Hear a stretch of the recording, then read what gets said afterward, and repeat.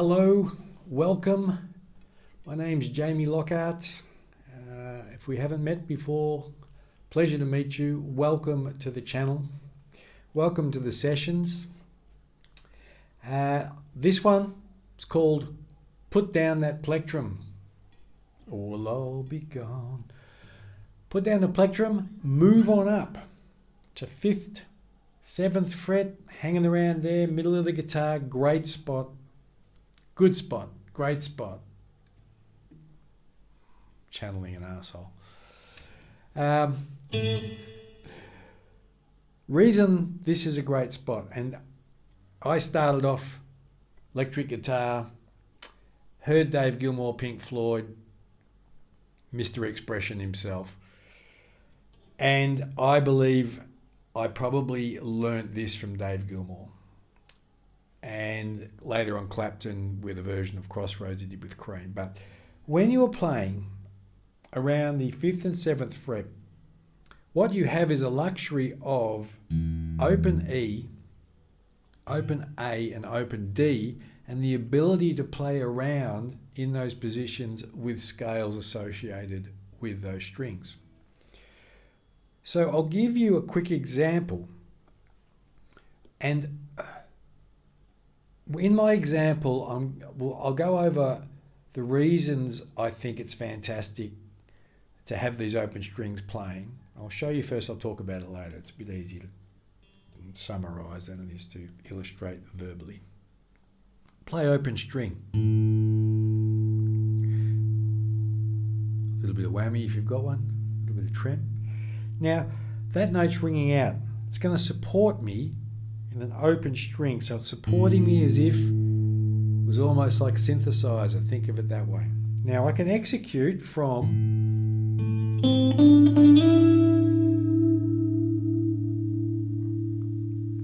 the note's still ringing out.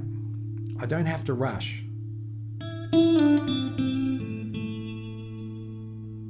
Still ringing out. I reinforce.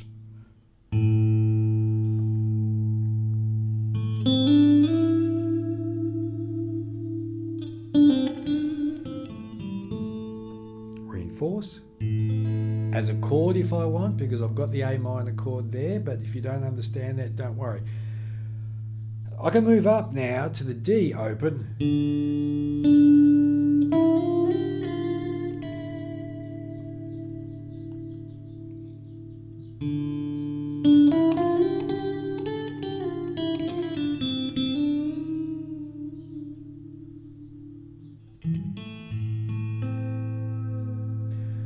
Move to the E, it's my turnaround.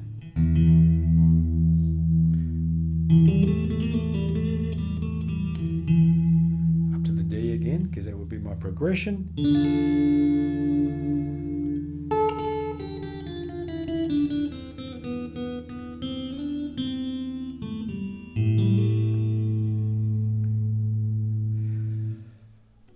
End result is this. It teaches you to be, in a way, patient and don't rush into your solo. Don't rush into your notes. Leave the more space in between you give a note, the more definition that note has when it comes in. It's getting away from the shredding and filling in too much space. And that's a great thing to learn, because it's greater to have that talent to know when not to play than it is to fill things up when it's not needed. So just remember that point. What you don't play, openness gives the note you do play its meaning. Okay? Second thing I was doing in that example is if you want to get into a more rhythmic, heavy playing, you'll notice when I did that intro, I had my thumb muting the top string, E string. I then am controlling the open A, so I want the open A because that's given me that heavy bass, and the muted A gives me that. Now, what I'm doing is I'm squeezing the octave up, eh? This note. When I want it, I squeeze down on the note. When I don't want it, I'm doing this scat.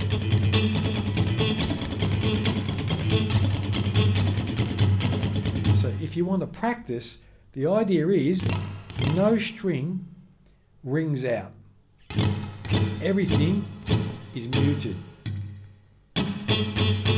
When I want the string to ring out, I clamp down on that string. So I've got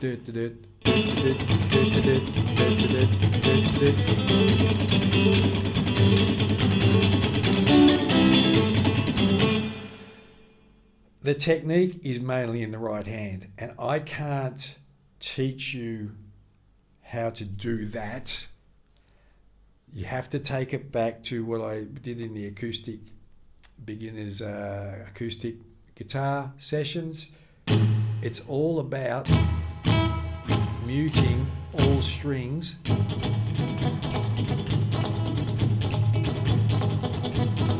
as best you can, and I'm raking up and down with my first finger and my thumb back up. So I'm literally, if I don't mute, I've still got the luxury of my left hand muting. So this is no muting with my right hand.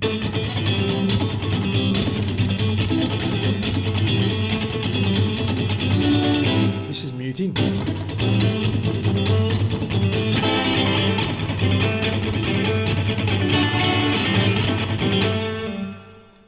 So if I want to get into heavier palm,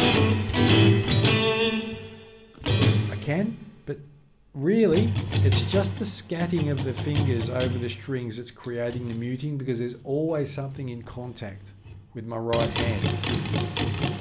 So if you practice, just practice trying to get that sort of sound.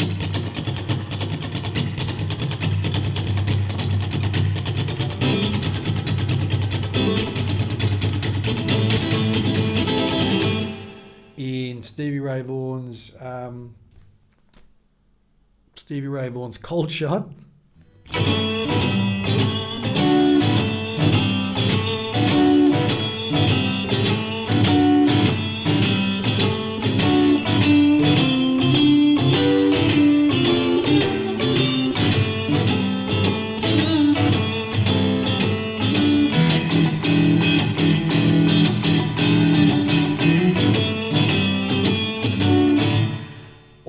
about always controlling your strings. Great thing to learn right hand technique. No plectrum. Yes, you can do it with a plectrum, but learn how not to use a plectrum.